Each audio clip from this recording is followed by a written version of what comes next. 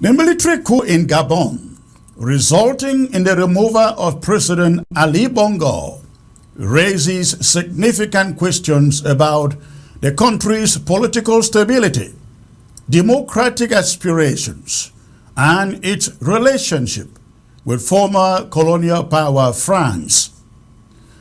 With allegations of election rigging and fraud, and the long-standing rule of the Bongo family, the coup has been made with mixed feelings or mixed reactions. Gabon has a complex history marked by political dynasties and a post-colonial struggle for political and economic stability. The Bongo family's uninterrupted rule for 56 years, initially under Omar Bongo and then Ali Bongo, has generated widespread discontent among the Gabonese people. The allegations of election rigging, with attendant censorship on the people and the media, led to the event of today where Ali Bongo was overthrown. The question in the minds of many is whether this coup is a good coup or a bad coup. Assessing the coup as good or bad requires considering multiple perspectives. From the standpoint of democratic principles, the removal of a leader accused of election fraud may be viewed positively. However, the means through which the military assumed power raises concerns about the rule of law and constitutional processes. However, the celebrations of the coup by Gabonese citizens on the streets of Libreville, if anything, are indicative of their desire for change. But it also underscores the volatile nature of the situation in that country. The coup presents an opportunity for Gabon to transition towards a more inclusive and accountable political system. However, the absence of a clear roadmap for the transition and potential power struggles among competing factions within the military could hamper the establishment of a stable and democratic government. The Gabonese population's jubilation at the coup reflects their desire for change and a break from the Bongo dynasty. However, managing popular expectations will be crucial to avoiding disillusionment if the post-coup government fails to deliver immediate improvements in governance, economic conditions, and social welfare. The military's intervention undermines the rule of law and constitutional processes in Gabon, no doubt about that. Building a sustainable democracy will therefore require a quick return to constitutional governance that ensures free and fair elections and the strengthening of state institutions to prevent future political crises in the country. France, the former colonial power, has for all these years retained a significant influence in its former African colonies, including Gabon, of course. The Bongo family's close ties with French political and business elites have led to accusations of neo-colonialism and economic exploitation of the people of Gabon. Gabon possesses substantial oil reserves, and France has traditionally been a major economic partner of Gabon. The coup may disrupt existing economic agreements and raised questions about the future of French investments in Gabon. France faces a delicate diplomatic situation too in Gabon. It must balance its support for democratic principles and the rule of law with its economic interests and historical ties. France's response to the coup in Gabon will shape its relations with the new government and its standing in the continent as a whole, especially at a time when the French have been kicked out. The Gabonese military may choose to maintain a working relationship with France, recognizing the importance of economic and diplomatic ties.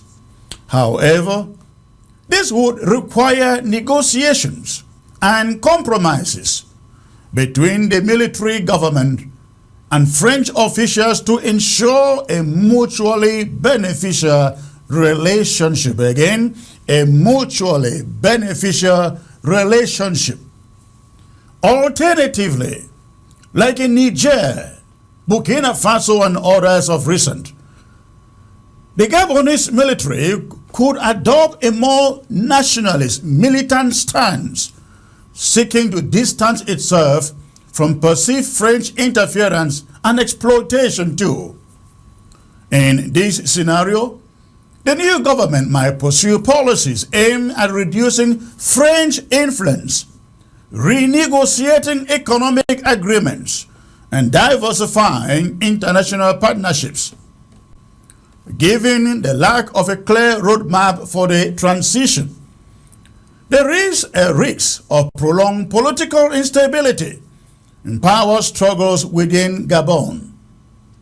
This could lead to a fragmented and a weak government, making it difficult to establish stable diplomatic relations, including those with the French. At a continental level, referring to the AU, the African Union, and regional bodies such as the Economic Community of Central African States, ECOWAS, like ECOWAS in West Africa, may have to be called upon to play crucial roles in determining the legitimacy of the new government and providing support for a peaceful transition.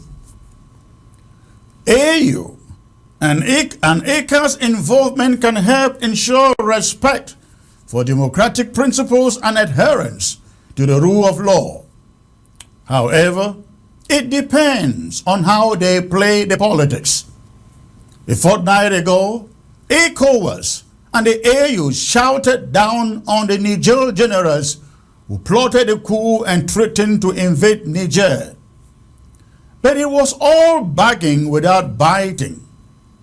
Once popular opinion was in support of the coup leaders, and the kicking out of the French, ECOWAS yielded. The international community's response and recognition of the new government will depend on their assessment of the coup's legitimacy and commitment to democratic principles. The extent of France's influence within international organizations may also shape the response of other countries, considering the influence of France or the French at the United Nations level and at the continental level, talking about Africa.